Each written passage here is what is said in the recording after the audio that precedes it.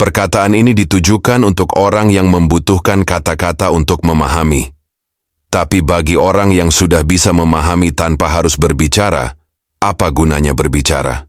Seluruh langit dan bumi adalah kata-kata bagi mereka yang mengerti. Mereka adalah anak dari kata-kata, jadi maka jadilah. Demikian juga bagi mereka yang sudah mendengarkan sebuah bisikan, apa gunanya mereka berteriak dan menjerit? Seorang pujangga menggubah puisi dengan bahasa Arab di hadapan baginda raja. Raja itu berkebangsaan Turki, tapi ia tidak mengerti bahasa Arab, Persia. Pujangga itu menggubah kata-kata indah dan luar biasa ke dalam bahasa Arab pada pembukanya, dan kemudian melanjutkan ke inti puisinya. Ketika sang raja menduduki singgasananya, diiringi anggota dewan kerajaan, para gubernur dan menteri-menteri, sang pujangga beranjak dan mulai mendeklamasikan puisinya. Sang raja selalu menganggukkan kepalanya di setiap alinea sebagai tanda acungan jempol kepada sang pujangga. Di setiap alinea itu, ia tampak terkagum-kagum karena takjubnya, dan sebagai tanda tawaduknya ia perhatikan dengan serius lantunan puisi itu. Para anggota dewan kerajaan keheranan dan bertanya-tanya. Raja kita tidak mengetahui satu kata pun dalam bahasa Arab. Bagaimana dia bisa menganggukkan kepala sesuai dengan lantunan puisi di majelis tadi? Bisa jadi beliau memang sudah mengetahui bahasa Arab selama bertahun-tahun tapi kita tidak mengetahuinya. Jika kita pernah mengucapkan kata-kata yang tidak pantas dalam bahasa Arab, celakalah kita. Sang raja memiliki seorang budak kesayangan. Para anggota dewan kerajaan memanggil budak itu dan memberinya seekor kuda, bagal, dan sejumlah uang. Dan mereka juga berjanji akan memberikan hadiah lainnya. Kemudian mereka berkata, "Coba kamu cari tahu apakah baginda raja bisa berbahasa Arab atau tidak. Jika memang beliau tidak bisa, bagaimana beliau bisa menganggukkan kepala di saat yang tepat? Apakah itu karomah ataukah ilham dari Tuhan?" Akhirnya, tibalah pada suatu hari di mana sang budak mendapatkan kesempatan untuk menjalankan tugas dari para anggota dewan. Sang raja sedang keluar untuk berburu dan si budak menganggap bahwa rajanya sedang dalam suasana hati yang baik karena memperoleh banyak hasil buruan. Maka bertanyalah budak itu tanpa berbelit-belit. Sontak sang raja tertawa meledak-ledak. "Demi Allah, aku tidak mengerti bahasa Arab," kata raja. "Adapun mengenai anggukan kepalaku itu karena aku mengerti maksud dari susunan puisi yang dideklamasikan pujangga itu, makanya aku menganggukkan kepala sebagai bentuk apresiasi kepadanya." Sekarang bisa dipahami bahwa akar dari materi adalah tujuan yang diharapkan. Puisi itu hanyalah cabang dari tujuan, meskipun tujuannya tidak ada dalam kandungan puisi tersebut. Jika yang dilihat adalah tujuannya, maka dualisme akan hilang. Karena dualisme hanya terjadi dalam cabang, sementara akarnya tetap satu. Sama halnya dengan syekh-syekh sufi. Meski dalam penampilan luar, keadaan, perilaku, dan perkataan mereka berbeda, tapi mereka semua memiliki satu tujuan yang sama, yaitu mencari Tuhan. Contoh lainnya adalah angin. Ketika angin berhembus di istana, ia akan mengangkat ujung-ujung karpet, membuat berantakan dan gerakan pada karpet-karpet itu, menerbangkan batang dan jerami ke udara, mengibaskan permukaan air hingga nampak seperti anting-anting yang serupa baju baja, serta membuat pepohonan, dahan-dahan dan dedaunan menari. Semua itu seolah menjadi hal-hal yang berbeda. Akan tetapi dari perspektif tujuan, akar dan realitasnya, semua itu adalah satu hal, yaitu hembusan angin. Salah seorang dari mereka berkata, "Aku telah melalaikan tujuan sejati itu." Maulana Rumi menjawab, "Ketika pikiran ini menghampiri benak manusia, kemudian ia menegur dirinya sendiri seraya berkata, 'Ah, apa yang aku lakukan? Mengapa aku melakukan semua ini?' Maka ini menjadi bukti cinta dan perhatian Allah kepadanya. Cinta akan tetap tinggal selama teguran terus berlangsung. Hal itu karena teguran hanya diberikan pada orang-orang yang dikasihi dan tak pernah ada teguran bagi orang asing. Teguran juga memiliki tingkatan yang berbeda-beda. Ketika seseorang merasakan sakitnya teguran dan mendapatkan sebuah informasi baru darinya, itu pertanda bahwa Allah mencintai dan menyayangi mereka. Namun jika seseorang mendapatkan teguran tapi tak merasakan pedihnya, maka ini bukanlah pertanda cinta. Sama halnya ketika sebuah karpet dipukul-pukul dengan sebatang kayu untuk membersihkan debu yang melekat padanya, maka orang yang bijak tidak akan menyebutnya sebagai sebuah teguran. Namun jika seseorang memukul anak atau kekasihnya, maka itu disebut dengan teguran yang mana teguran itu adalah bukti kasih sayangnya. Oleh karena itu, selama kamu masih menemukan rasa sakit dan kekecewaan dalam dirimu, maka itu adalah bukti sayang dan cinta Allah padamu. Jika kamu melihat aib pada diri saudaramu, maka sejatinya aib yang kamu lihat itu adalah aibmu juga. Sufi sejati itu seperti sebuah cermin, di mana di dalamnya kamu melihat gambarmu sendiri, karena seorang mukmin adalah cermin bagi mukmin lainnya. Jauhkanlah aib itu darimu, karena sesuatu yang menyakitkan dalam diri mereka juga akan menyakitkan dirimu. Kemudian beliau melanjutkan ucapannya. Seekor gajah dibimbing menuju sumber mata air untuk minum. Ketika gajah itu melihat bayangan dirinya di permukaan air, ia berlari menjauh. Gajah itu mengira bahwa ia berlari karena ada gajah lain yang datang.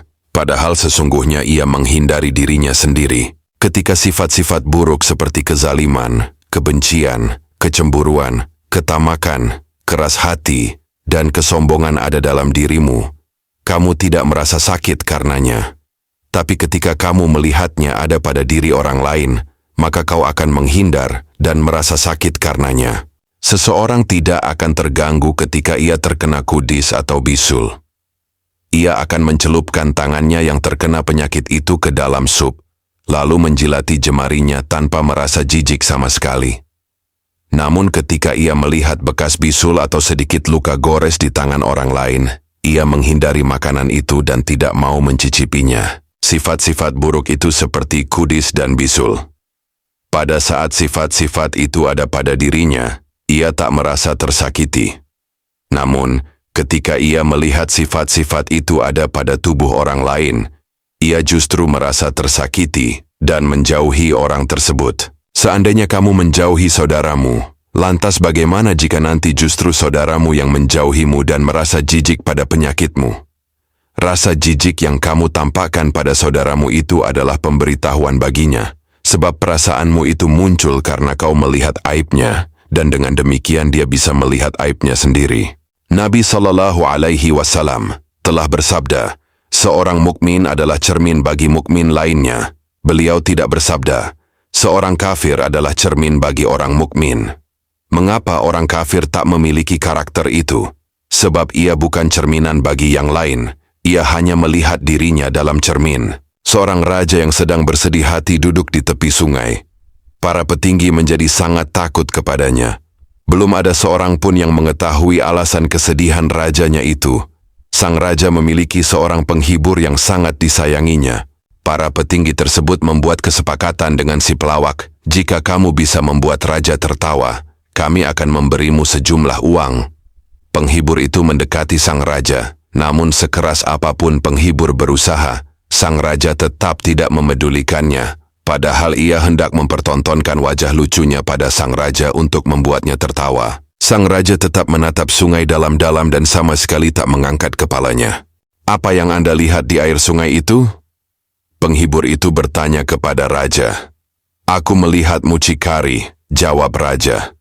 Wahai raja dunia, hambamu ini juga tidak buta, kata penghibur. Begitu juga halnya denganmu. Jika kamu melihat sesuatu dalam diri hambamu yang menyakitkanmu, sesungguhnya mereka juga tidak buta. Mereka melihat yang kamu lihat. Di hadapan Allah tidak akan ada dualisme aku. Kamu berkata aku dan dia juga berkata aku. Jika kamu mati di hadapannya, maka dia juga akan mati di hadapanmu hingga dualisme aku itu lenyap. Matinya Allah Subhanahu wa Ta'ala adalah hal yang mustahil, baik di dunia nyata maupun di alam pikiran.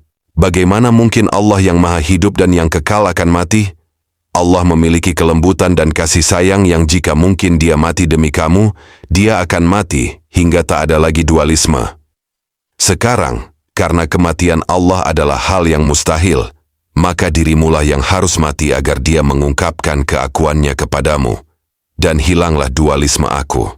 Ketika kamu mengikat dua ekor burung secara bersamaan, meski keduanya sejenis, dan kamu mengubah kedua sayapnya menjadi 4, mereka tetap tidak akan bisa terbang, karena ada dualisme makhluk di situ.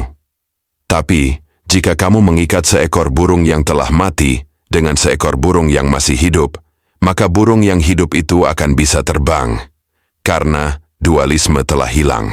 Matahari juga memiliki kelembutan yang bisa mendorongnya untuk mati di hadapan seekor kelelawar. Karena hal itu tidak mungkin, matahari berkata, "Wahai kelelawar, kelembutanku bisa dirasakan oleh segala sesuatu. Aku juga ingin berbuat baik padamu. Maka matilah kamu, karena kematianmu bukanlah hal yang mustahil, sehingga keberuntungan cahaya kemuliaanku akan memelukmu, dan kamu bisa keluar dari kekelelawaranmu, untuk kemudian menjadi burung phoenix yang dekat denganku." Seorang hamba bisa membuat dirinya fana untuk kekasihnya. Ia memohon kekasih itu pada Allah Subhanahu wa Ta'ala, tapi Allah tidak mengabulkan permintaannya. Datanglah sebuah seruan, "Aku tak ingin kamu melihatnya." Si hamba itu tetap bersikeras terhadap permintaannya. Ia tak berhenti bertawasul dan berdoa. "Wahai Tuhan, aku sudah tenggelam dalam lautan cintanya dan ia tak mungkin terpisah dariku." Akhirnya datang seruan lagi, "Apa kamu menginginkan kejelasan? Maka korbankan dirimu dan jadilah fana. Jangan tetap di sini, tinggalkan dunia ini." Hamba itu menjawab, "Ya Tuhan, aku rela, dan itulah yang akan terjadi." Hamba itu rela mengorbankan dirinya demi orang yang dicintainya, hingga ia berhasil meraih apa yang diinginkannya. Ketika seorang hamba memiliki kelembutan, yang bahkan mau mengorbankan umur kehidupannya, satu hari baginya akan sepadan dengan umur alam ini dari awal sampai akhir. Bukankah Allah juga memiliki kelembutan seperti yang dimiliki hamba itu? Hal yang demikian tentu tidak mustahil. Fananya Allah lah yang mustahil. Maka tidak ada jalan lain selain kamu sendiri yang harus membuat dirimu fana. Seorang datang dengan membawa beban berat dan duduk di atas salah satu wali besar. Maulana Rumi berkata, "Apa perbedaan antara mereka yang berada di atas lampu dengan mereka yang berada di bawahnya? Jika lampu berada di atas, ia tidak berharap untuk dirinya sendiri. Tujuannya adalah untuk memberikan manfaat pada orang lain, sehingga mereka bisa merasakan sinarnya yang terang. Ke arah mana saja lampu mengarah, lampu tetaplah lampu, ia tetaplah matahari abadi." Jika para wali menginginkan kemuliaan dan pangkat duniawi, hal ini karena mereka memiliki satu tujuan.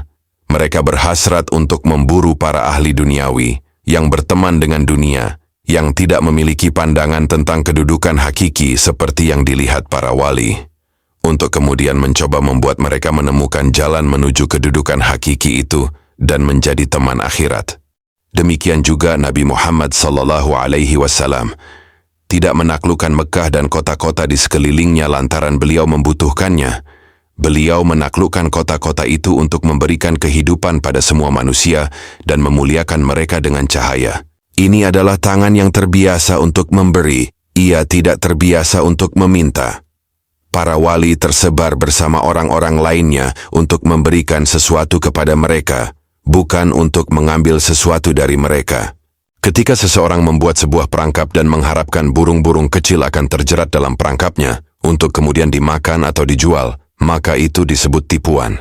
Tetapi jika seorang raja membuat perangkap untuk menangkap burung elang yang tak terlatih, tak memiliki sopan santun, dan tak tahu berharganya dirinya untuk kemudian dilatih dengan tangan sang raja sendiri, hingga menjadi burung yang dihormati, terlatih, dan memiliki sopan santun, maka ini bukanlah sebuah tipuan. Seandainya elang itu mengetahui alasan sang raja memburunya, justru ia akan mendatangi sendiri perangkap tadi dengan jiwa dan hatinya dan akan terbang ke tangan sang raja. Orang-orang hanya melihat pada aspek lahiriah dari perkataan para wali dan berkata, "Kita telah banyak mendengar tentang ini. Hati kita telah penuh dengan kata-kata semacam itu." Dan mereka berkata, "Hati kami tertutup." Tetapi sebenarnya Allah telah mengutuk mereka karena keingkaran mereka. Maka sedikit sekali mereka yang beriman. Quran Surat Al-Baqarah 88. Orang-orang kafir berkata, "Sesungguhnya hati kita telah tertutup dan sudah terisi penuh dengan perkataan semacam itu." Allah Subhanahu wa Ta'ala berfirman, "Tak mungkin hati mereka terisi oleh perkataan-perkataan ini. Hati mereka penuh terisi oleh kegelisahan dan praduga-praduga yang salah, berisi syirik dan keraguan, serta terisi oleh laknat. Semoga mereka segera terlepas dari kungkungan halusinasi-halusinasi itu, sehingga mereka bisa menerima perkataan ini. Namun karena mereka tak kunjung menerima, Allah menutup telinga, mata, dan hati mereka. Mata mereka melihat sesuatu yang bukan sebenarnya, sehingga mereka melihat Yusuf sebagai seekor serigala. Telinga mereka mendengar sesuatu yang bukan sebenarnya, sehingga mereka menganggap hikmah sebagai canda tawa dan halusinasi. Hati mereka berubah menjadi kaleng-kaleng kegelisahan dan prasangka. Sungguh mereka telah diracuni oleh berbagai bentuk kezaliman dan prasangka yang bercabang-cabang saat musim dingin, dan membeku saat musim salju tiba.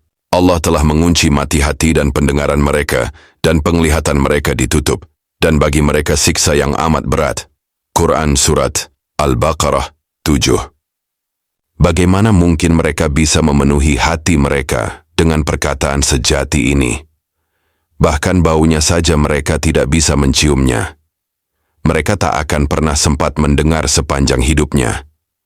Bukan hanya mereka yang akan mengalami hal demikian, tapi siapa saja yang selalu berbangga-bangga dengan dirinya sendiri, serta leluhur mereka yang tak tertolong. Perkataan itu adalah bejana yang diperlihatkan oleh Allah kepada sebagian dari mereka dalam keadaan terisi penuh dengan air, sehingga mereka bisa meneguk dan melepas dahaga. Allah juga memperlihatkan bejana itu pada sebagian yang lain, tapi dalam keadaan kosong. Ketika yang terjadi adalah yang kedua, rasa syukur apa yang bisa diberikan seseorang demi sebuah bejana kosong? Hanya mereka yang mendapatkan bejana berisi air yang akan menemukan rasa syukur atas berkah itu.